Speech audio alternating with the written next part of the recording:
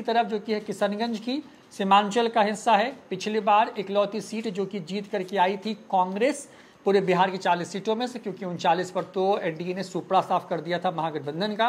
कांग्रेस ने अपनी प्रतिष्ठा बचाई थी और वो सीट जो है वो आपको थी किशनगंज की। पिछले बार क्योंकि मुस्लिम बहुल इलाका है, वहाँ पर वोटिंग बड़ी तगड़ी होती है हर बार, और जो हम देख पा रहे हैं यहाँ पे उसमें उसके हिसाब से यही था कि पिछले बार करीब करीब जो है 65% के आसपास में वहाँ पर वोटिंग टर्नआउट हुआ था। वोटर जो है घर के बाहर आया था और उसके पहले 66% का था।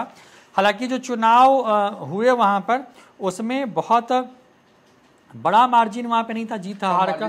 जो है वो साल 2019 में थे मोहम्मद अशरफ, और देखिए जो जीत जो है वो हुई थी साल 2019 में कांग्रेस उम्मीदवार को 34,461 वोट से जीते थे मोहम्मद जावेद। ज्यादा अंतर नहीं था, लेकिन हाँ खाता खुल गया था किसी भी तरीके से रवि। तो देखिए इसमें देवांशु, लेकिन अब ये समझने की कोशिश करते हैं कि क्योंकि पिछले बार मुकाबला आमने सामने का था, हाँ। इस बार त्रिकोणीय हो गया है, और ओवैसी ने जिस एक सीट पर सिर्फ चुनाव लड़ा जहां पर उनके प्रत्याशी मैदान में थे, जहां से लगातार जो है वो ताल ठोकते रहे, क्योंकि उसी इलाके में उन्होंने कमाल किया था। 2020 के विधानसभा चुनाव में भी एक ही बार में उनके 5 विधायक बन गए थे बिहार, 4 किशनगंज लोकसभा क्षेत्र में और 4 उसी इलाके से थे, जिसको तेजस्वी ने फाइनली तोड़ लिया। तो ये बताइए कि वहाँ किशनगंज की जो स्थिति है, क्योंकि मुस्लिम मतदाता बड़ी संख्या में वहाँ पे, मुझे लगता है कि बिहार की सबसे ज़्यादा मुस्लिम आबादी वाली सीट है, वहाँ पर क्या दिख रहा है? क्योंकि AIMIM की तरफ से अख्तरुल ईमान वहाँ पे चुनाव लड़ रहे हैं और वैसे ही उनके लिए कई दफ़े वहाँ पर पहुँचे। जदयू बनाम RJD बनाम AIMIM, ये त्रिकोणीय मुकाबले में क्या लग रहा है? कई बिहार में लोकसभा क्षेत्र ऐसे हैं रोहित, इस बार जैसे कि आपने कहा कि यहाँ पे त्रिकोणीय होने जा रहा है, बिल्कुल त्रिकोणीय होने जा रहा है। लेकिन वन लाइनर एक है कि लोग इस बार कह रहे हैं ना, मतलब कई लोग हैं कि इस पिछली बार ओवैसी का जादू जो है वो गफलत में आके लोगों ने वोट दे दिया, गफलत में आके मुसलमान यूथ ने वोट दे दिया। इस बार उनकी चाल जो है वो कामयाब नहीं हो पाएगी। लोग जो है ओवैसी को समझ चुके हैं। इस बार वैसा वाला रिपीट नहीं होने जा रहा है जैसे कि 2020 के विधानसभा चुनाव में AIMIM ने कर दिखाया था।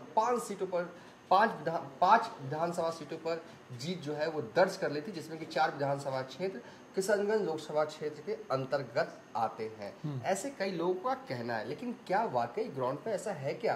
क्योंकि अख्तरुल ईमान जो कि इस बार कैंडिडेट हैं AIMIM के, लंबे वक्त से सियासत करते रहे हैं, पहले जदयू में थे, RJD में थे, सांसद भी रह चुके हैं।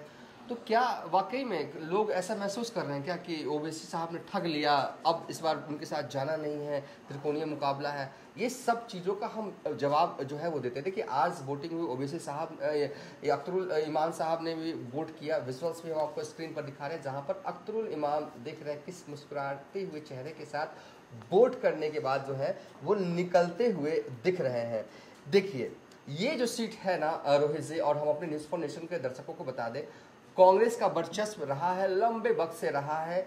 सीमांचल के गांधी कहे जाते थे तस्लीमुद्दीन, वो थे कांग्रेस में। मौजूदा वक्त में उनके 2 बेटे हैं, सरफराज आलम, शहनवाज आलम। सरफराज आलम जो है वो रोते हुए मंच से नजर आ रहे थे तेजस्वी यादव के खिलाफ, उन्हें टिकट नहीं दिया गया। और मौजूदा वक्त में अररिया लोकसभा क्षेत्र से उनके बेटे, छोटे वाले बेटे जो हैं वो शहनवाज आलम RJD के उम्मीदवार भी हैं।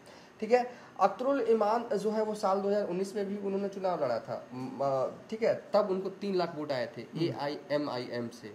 उन 2019 में कोई बंदा या कहें कि कोई आदमी 3 लाख वोट एक क्षेत्र में लेके आया, एक ऐसी पार्टी, बाहर वाली पार्टी, और तो क्या 2024 में क्या करेगा वो? क्या उसको 1.5 लाख वोट आने आए हैं? क्या उसको 50,000 वोट आने वाला? हालांकि अख्तरुल ईमान साहब को 2014 में करीब 55,000 वोट आए थे किशनगंज से ही।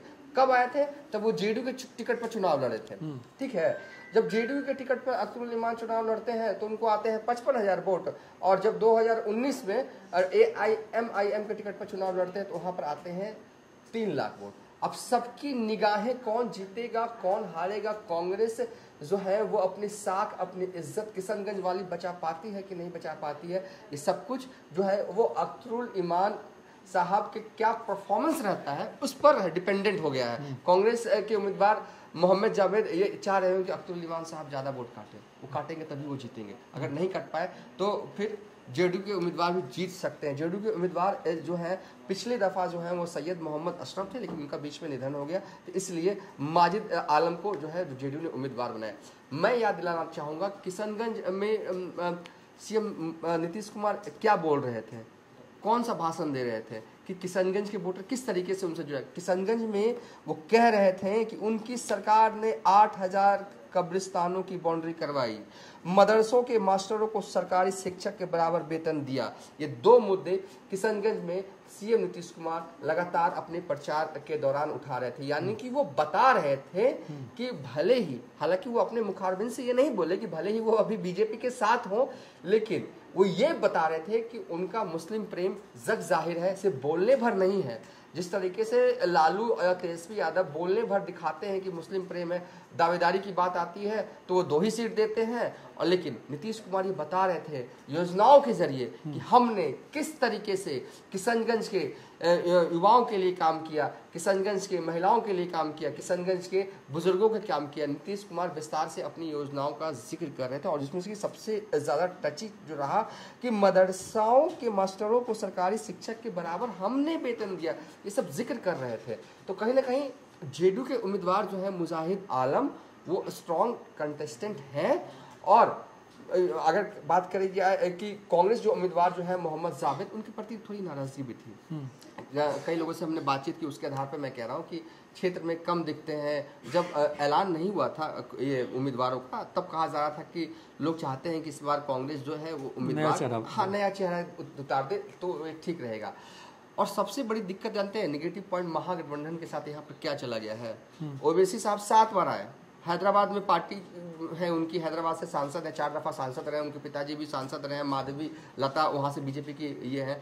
हैदराबाद में इस बार बीजेपी ने ओवैसी को घेरने के लिए चक्रव्यूह रच दिया है, लेकिन फिर भी ओवैसी साहब 7 बार किशनगंज का दौरा करते हैं और अपने पार्टी के प्रदेश अध्यक्ष अख्तरुल इमाम के लिए प्रचार करते हैं। तो बिहार की पार्टी है आरजेडी, आरजेडी की पार्टी के मौजूदा वक्त में सर्वे सर्वा है तेजस्वी यादव, ठीक है, भले ही पार्टी के अध्यक्ष राष्ट्रीय अध्यक्ष लालू प्रसाद यादव, तेजस्वी यादव एक भी बार नहीं गए रोहित प्रचार करने के लिए। मोहम्मद जावेद को वोट दीजिए, एमवाई जो भी वहाँ पे काम करता है वो वोट दीजिए मोहम्मद जावेद को, ये कहने के लिए किशनगंज तेजस्वी यादव नहीं गए। तो कहीं ना कहीं वहाँ के जो मुसलमान हैं, जो लालू प्रेमी मुसलमान, उनके मन में तो ये मैसेज गया होगा ना कि क्यों तेजस्वी नहीं आया। तेजस्वी नहीं आया तो क्या इसका इम्पैक्ट पड़ेगा चुनाव में? तो मुझे लगता है कि कुछ तो पड़ना चाहिए। क्यों नहीं गए? हर जगह जा रहे हैं, कहीं कहीं तो 2-2 रात के लिए उनके पास वक्त होता है, सुबह से लेकर शाम तक रोड शो भी कर लेते हैं कोई क्षेत्र में। झंझारपुर में भी देखिए नाइट स्टे उनका लगने जा रहा है। तो किसी क्षेत्र के लिए आप इतना ध्यान देते हैं, किसी क्षेत्र के लिए आप एक दफा भी कार्यक्रम नहीं करते। तो यहाँ पर गेम जो है ओवरऑल, अब मैं बाइंड अप कर देता हूँ, गेम जो है वो है अख्तरुल इमाम साहब के हाथ में, कितना वोट काट पाते हैं। अगर 2019 वाली परफॉर्मेंस वो रिपीट कर पाए ना, यानी कि 3 लाख वोट ले आ पाते हैं, तो यहाँ से एज रहेगा जदयू को। अगर उनका परफॉर्मेंस खराब रहा तो फिर कांग्रेस जीत जाएगी। और लगभग यहाँ पर वोटिंग परसेंटेज भी लगभग वही है, 64.52%। 19 में वोटिंग परसेंटेज था यहाँ पे। इस बार की बात करें तो यहाँ पर वोटिंग परसेंटेज जो है वो लास्ट टैली होते होते करीब 60 के आसपास आई हुई। थोड़ा ये बढ़ेगा लास्ट आवर में, वो मतलब लगभग उसी हिसाब से है, क्योंकि मुस्लिम बहुल इलाका है तो वहाँ पर मुस्लिम प्रत्याशी मैदान में तीनों आमने सामने हैं, और जो भी एक दूसरे को काटेगा उससे सामने वाले को फ़ायदा हो रहा है, ये साफ नज़र आ रहा है। तो ये बात होगी किशनगंज की।